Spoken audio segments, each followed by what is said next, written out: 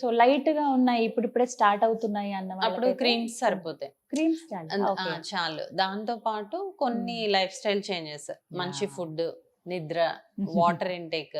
చాలా మంది వాటర్ కూడా తీసుకోరు. సో అవును. అప్పుడు అవి కూడా ఎఫెక్ట్ ఉంటాయా మ్యామ్?